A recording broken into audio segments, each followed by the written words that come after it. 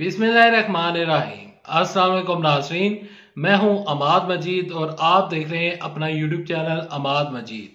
मैं आप सबको आपके ही चैनल के ऊपर खुशामदीद कहता हूं। ब्रेकिंग न्यूज लेकर आपकी खिदमत में हाजिर हूं। नए चीफ जस्टिस याह्या अफरीदी का हुकूमत को बड़ा सरप्राइज।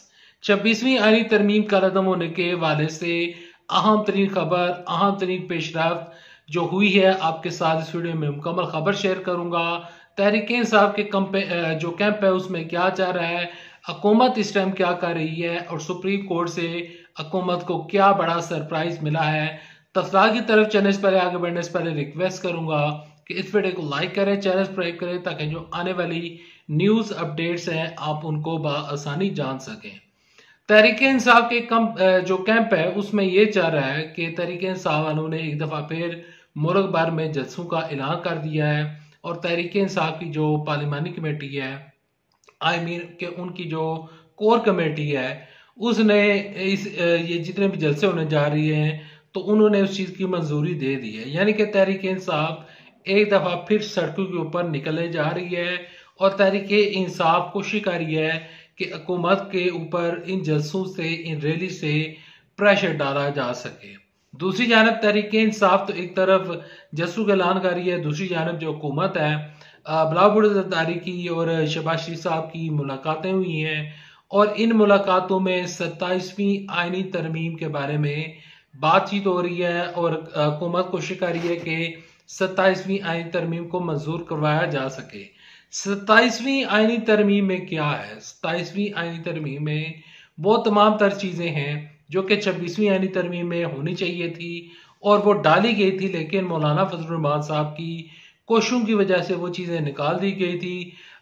जो चीजें ज्यादातर एक्सपेक्ट की जा रही हैं कि 27वीं आईनी तरमीम में ये चीजें होंगी, उनमें जो सरफहरिस्त चीज है वो ये है कि सिविलियन का ट्रायल फौजी अदालतों में हो सकेगा।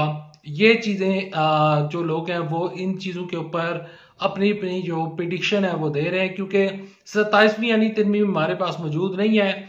हम सिर्फ और सिर्फ अपनी प्रिडिक्शन दे सकते हैं या वो बात कर सकते हैं जो मीडिया के जरिए हमारे तक पहुंची है या जराए से हमारे तक खबरें पहुंची है।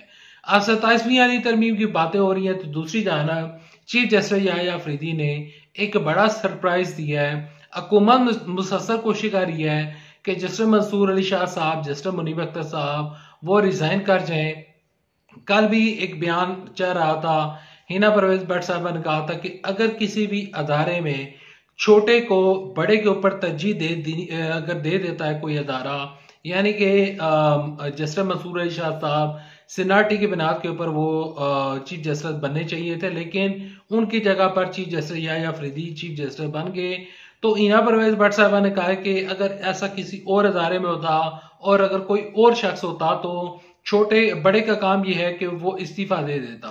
यानी कि हुकूमत प्रेशर बिल्ड कर रही है। राना सनाउल्लाह साहब भी जस्टिस मंसूर अली शाह साहब को कह रहे हैं कि जो यहाँ पर प्रैक्टिस एंड प्रोसीजर की जो कमेटी बनी है इसमें और इसके अलावा जो फुल कोर्ट है उसमें जस्टिस मुनीब अख्तर ने और जस्टिस मंसूर अली शाह साहब ने जो रवैया इख्तियार किया था तो उनको अब रिजाइन कर देना चाहिए। हुकूमत मुसलसल कोशिश कर रही है कि जस्टिस मंसूर अली शाह साहब, जस्टिस मुनीब अख्तर साहब वो इस्तीफा दे दें, लेकिन उन्होंने ना इस्तीफा दिया है बल्कि चीफ जस्टिस याह्या अफरीदी ने उनको प्रैक्टिस एंड प्रोसीजर कमेटी का हिस्सा बना दिया है और फुल कोर्ट में भी उनको बिठाया जाएगा और वो जजेस जो हैं वो फुल कोर्ट का हिस्सा होंगे। यहाँ पर चीफ जस्टिस याह्या अफरीदी ने हुकूमत के इन तमाम तर चीजों को उन्होंने एक तरफ कर दिया है और चीफ जस्टिस जो याह्या अफरीदी साहब हैं वो अपनी तरफ से जो है वो फैसले जारी कर रहे हैं और कोई प्रेशर नहीं ले रहे हैं। यहाँ पर आपके साथ खबर ये शेयर करता चलूं कि चीफ जस्टिस के इख्तियार में ये जो फुल कोर्ट बेंच बना है और ये जो तमाम चीजें हुई हैं, जो कानूनी माहिरीन है वो ये कह रहे हैं कि 26वीं आईनी तरमीम सुप्रीम कोर्ट की जानिब से कलअदम करार नहीं दी जा सकती और ना ही ऐसा कोई काम सुप्रीम कोर्ट की जानिब से हो सकता है। लेकिन हाँ, एक सूरत में हो सकता है वो ये कि तहरीक इंसाफ की हुकूमत आए या फिर कोई और हुकूमत आए वो इन तमाम तरमीमों को खत्म कर दे और वही 73 का आइन जो कि पहले लिखा गया था, जो कि चल रहा था पाकिस्तान में, उस तमाम तर चीजों को रिस्टोर कर दे, कोई भी नेक्स्ट हुकूमत बनती है तो ये तमाम तर चीजें हो सकती हैं। बसूरत दीगर सुप्रीम कोर्ट से कोई ऐसा बड़ा सरप्राइज आने वाला नहीं है।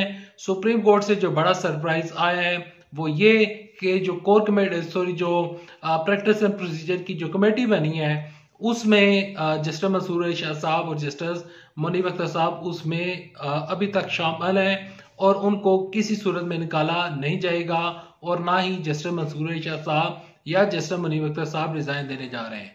Thanks for watching this video. अल्लाह हाफिज। पाकिस्तान जिंदाबाद। पाकिस्तान।